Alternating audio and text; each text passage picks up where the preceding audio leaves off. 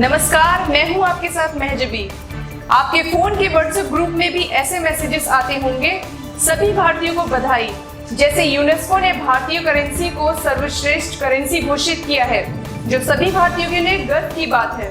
निश्चित तौर पर आप इस तरह के मैसेजेस देखकर आप भी गर्व महसूस करते होंगे, लेकिन क्या आपने कभी इस तरह के मैसेजेस की सच्चाई जानने की कोशिश की या ऐसे संदेशों की पड़ताल किए बिना उन्हें आगे फॉरवर्ड कर दिया, ये जाने बगैर कि व्हाट्सएप मैसेज फेक भी हो सकते हैं। ये मैसेज इस तरह के कई दूसरे मैसेज फेक होते हैं, लेकिन उन्हें फॉरवर्ड करने वाले लोग सोचते हैं कि वो राष्ट्र निर्माण में अपनी भूमिका निभा रहे हैं। आज हम आपको दुनिया भर में प्रतिष्ठित मीडिया संगठन बीबीसी की ऐसी रिसर्च से रूबरू करवाएंगे, जिसमें फेक न्यूज से संबंधित कई बड़े खुलासे किए गए हैं, जो हमारी आंखों को खोलने का काम करेगा। अब आपको विस्तार से बताते हैं। बीबीसी के एक नए रिसर्च में ये बात सामने आई है कि लोग राष्ट्र निर्माण की भावना से राष्ट्रवादी संदेशों वाली फेक न्यूज को साझा कर रहे हैं। राष्ट्रीय पहचान खबरों से जुड़े तथ्यों की जांच की जरूरत पर भारी पड़ रहा है।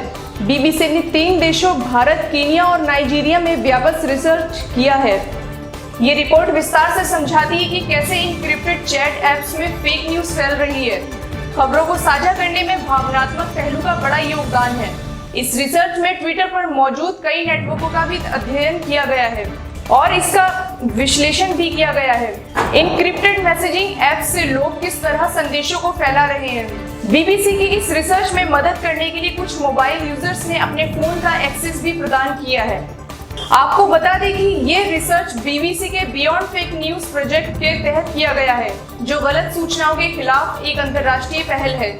इस शोध में सबसे खास बात ये पता चली कि भारत के लोग इस मामले में जागरूक हैं और ज्यादातर उस तरह के संदेशों को शेयर नहीं करते जो उनके मुताबिक हिंसा पैदा कर सकते हैं। लेकिन दूसरी तरफ वहीं लोग राष्ट्रवादी संदेशों को शेयर करना अपना फर्ज समझते हैं, बिना उसकी प्रामाणिकता जाने। भारत की तरक्की से जुड़े फेक न्यूज बहुसंख्यकों की कोई प्रतिष्ठा की दोबारा बहाली से जुड़े संदेश तथ्यों की जांच किए बिना बड़ी संख्या में शेयर किए जा रहे हैं। ऐसे संदेशों को भेजने वालों को लगता है कि वो राष्ट्र निर्माण का काम कर रहे हैं।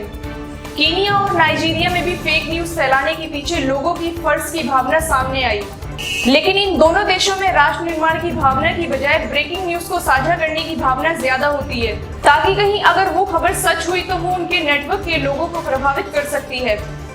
फेक न्यूज या बिना जांच परख के खबरों को आगे बढ़ाने वाले लोगों की नजर में मैसेज या खबर के सोर्स से ज्यादा अहमियत इस बात की है कि उसे उन तक किसने फॉरवर्ड किया है। अगर फॉरवर्ड करने वाला व्यक्ति समाज में प्रतिष्ठित है तो बिना जांच परखे उसे जानकारी के स्रोत का पता लगाए बिना उसे आगे पहुंचाने को लोग अपना कर्तव्य समझते हैं। जिस तरह की गलत खबरें सबसे ज्यादा फैलती हैं, उनमें भारत तेजी से प्रगति कर रहा है। एक विशेष धर्म महान था और अब उसे दोबारा महान बनाना है। यह भारत का प्राचीन ज्ञान हर क्षेत्र में अब भी सर्वश्रेष्ठ है। जैसी खबरें सबसे ज्यादा सामने आती हैं, ऐसी खबरों को लोग हजारों की तादाद में रोज शेयर करते हैं और इसमें कोई बुराई नहीं देखते हैं कि वो अपने मन की बात को सही साबित करने के लिए तथ्यों का नहीं बल्कि झूठ का सहारा ले रहे हैं। बीबीसी की रिसर्च के मुताबिक इस समस्या से निपटने में भारत में मुख्य धारा का मीडिया, खासकर न्यूज चैनल इसलिए भी बहुत कारगर नहीं हो पा रहे हैं क्योंकि उनकी अपनी साख ही तेजी से नीचे जा रही है। लोग मानते हैं कि राजनीतिक और व्यवसायिक हितों के दबाव में मीडिया बिक गया है। रिसर्च में ये बात भी सामने आई है कि फेक न्यूज फैलाने वाले हजारों अकाउंट आपस में एक दूसरे से जुड़े हुए हैं। वो एक खास तरह से सक्रिय रहते हैं, जैसे वो कोई कर्तव्य पूरा कर रहे हो। तो बस आपसे यही अनुरोध है कि इस तरह की फर्जी और फेक संदेशों को फॉरवर्ड करने से पहले उसकी प्रामाणिकता जरूर जांच लें, नहीं तो कहीं ना कहीं हम भी उन लोगों के हाथों में खेल रहे हैं जिनका मकसद ही लोगों को भड़काना है। ये पूरी रिपोर्ट बीबीसी की रिसर्च पर आधारित है।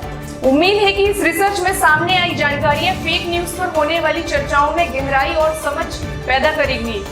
साथ ही विश्लेषक और पत्रकार इन जानकारियों का सही इस्तेमाल कर पाएंगे। सत्यमेव लाइव चैनल को सब्सक्राइब करें, शेयर करें, लाइक करें। ताज़ा तरीन खबरों के लिए लॉगिन कीजिए हमारी वेबसाइट www.satyamevlive.com।